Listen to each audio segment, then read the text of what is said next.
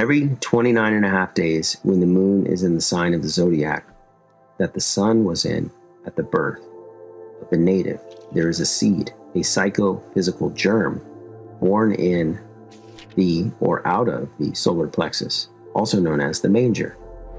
And this seed is taken up by the nerves or branches of the pneumogastric nerve and becomes the fruit of the tree of life, or the tree of good and evil.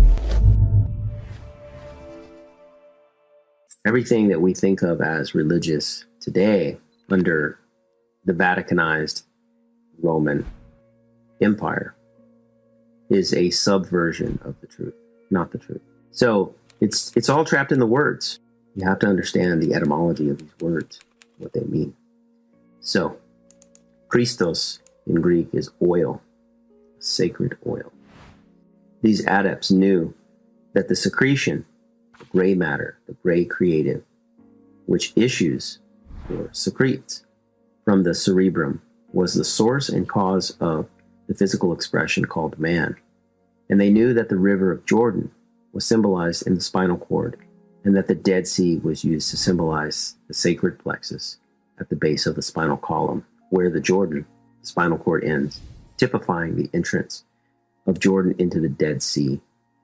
The thick, oily, and salty substance composed the sacral plexus, the quadra equina, which means the horse's tail in Latin. What very few people know is that the Bible itself, the bibliography, is two things. It's a genealogy, a family lineage. So-and-so begat so-and-so begat so-and-so, and so on. But the book itself and all the characters in it actually refer to the temple of God, which is the human body itself. I know people find this hard to believe, but there are all these clues. Like, for example, the mountain known as Golgotha in the biblical story. Well, Golgotha literally means the place of the skull. So most people think it's a real mountain sitting somewhere in the Levant, but it was never meant to be a real mountain. That's what Rome did. They rewrote the history. Golgotha is actually your skull, every human being's skull, because that's this place where the crucifixion takes place. It's all inside of us. When the oil or ointment is crucified, crucify means to increase in power 1,000-fold, not to kill. It remains 2 days and a half, the moon's period in the sign of the tomb, cerebellum. On the third day, ascends to the pineal gland that connects to the cerebellum. Connects to the cerebellum with the optic thalamus, the central eye in the throne of God, is the chamber overtopped by hollow or hallowed, caused by the curve of the cerebrum, the most high of the body, which is the temple of the living God, the living, vital substance, which is precipitation of the breath of life, breathed into man, therefore the holy or whole ghost of breath. So what's being explained here, it's a little cryptic, the language, but what's being explained here is the sacred secret or secretion. That's what that word means, secret, secretion, that comes from the pituitary and the pineal gland. That chemistry comes out of the brain, goes down the spinal column all the way to the sex organs in order to make new life. It's charged with electric soul power. But that force also, if not used to make life and not expelled or wasted, it changes its chemistry once it mixes together. That's the chemical wedding that the alchemists talk about.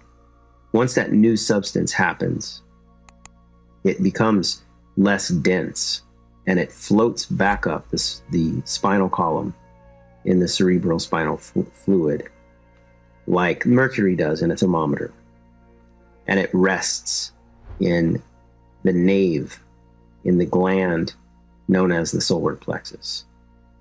And it charges itself there based on the way you live.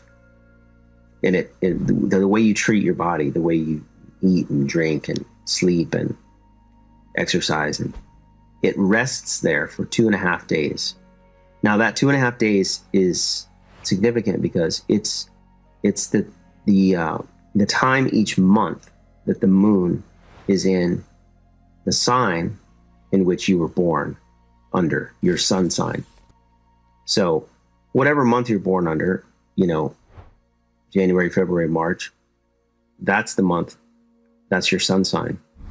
And the moon goes every 30 days, actually every 28 days, or sometimes 29, just like the female cycle. It goes through each stage in the sky of the sun sign. So every month, every person has 2.5 days where the moon is in their sun sign. And that particular moment, that type of light, is a cycle that started at your birth. And your body knows when that is. You might not know, but your subconscious body knows. And it takes an electrical charge from a combination of the sun and the moon's electromagnetic energy and charges this up while it's in your solar plexus. That's why it's called your solar plexus. Ever wonder that? Interesting how every doctor around the world, no matter what culture you come from, points to this weird spot where your rib cage comes together in the center of your body, and they say, oh yeah, that's the solar plexus. But no one ever asks why it's called that. The pineal gland is the pinnacle of the temple, the modus operandi in which the oil of the spinal cord reaches the pineal gland and is described in what follows. There is no name under heaven whereby ye may be saved except Jesus Christed, or christened, and then crucified. The correct rendering of the text in Greek. Every 29.5 days, when the moon is in the sign of the zodiac that the sun was in at the birth of the native, there is a seed, a psychophysical germ, born in the or out of the solar plexus, also known as the manger. And this seed is taken up by the nerves or branches of the pneumogastric nerve and becomes the fruit of the tree of life, or the tree of good and evil. Good, if saved and cast upon the waters, circulation to reach the pineal gland, and it's known as evil if eaten or consumed in sexual expression on the physical plane, or by alcoholic drinks or gluttony that causes fermentation or acid and even alcohol in the intestinal tract. Thus, in quotes, no drunkard can inherit the kingdom of heaven, or acids and alcohol cut or chemically split the oil that unites with the mineral salts in the body and thus produces the monthly seed. So that's what he's saying, is that this oil is, it's special because it's electrically charged. And it also is special because it has the ability to make new life, and your body created it. But it's also very, it's fragile based on the way you treat your body. So the idea is to take care of it and to know that it's traveling up and down your spine and transmutate your sex energy accordingly. Now, he's not talking about celibacy. He's talking about knowing the body and using that energy at the right time for the right things. The seed, having the odor of fish, was called Jesus, or iktos, which is Greek for fish, and nun, N-U-N, Hebrew for of life. I am the bread that came down from heaven. Give us this day our daily bread. The fruit of the tree of life, therefore, is the fish bread, of which thou shalt not eat on the plain or animal, Adam, earth dust of the earth plane. Adam, the word Adam often in Hebrew text means red earth or earth dust. But to him that overcometh will I give to eat the fruit of the tree of life, because he saved it, and it returned to him in the cerebellum and the home of the spiritual man, the ego. The cerebellum is the heart-shaped, and it is called the heart in Greek, thus, in quotes, as a man thinketh in his heart, so is he.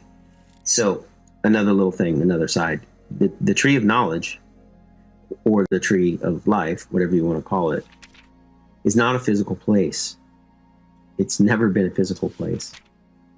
That was the invention of Rome, to pull people away from the real place of salvation, which is your own body, the human form. And the tree of life is your cerebrospinal. Your brain is the root ball, and all your nerves branch out, going down your body like a tree. We are like a walking inverted tree. That is the original tree.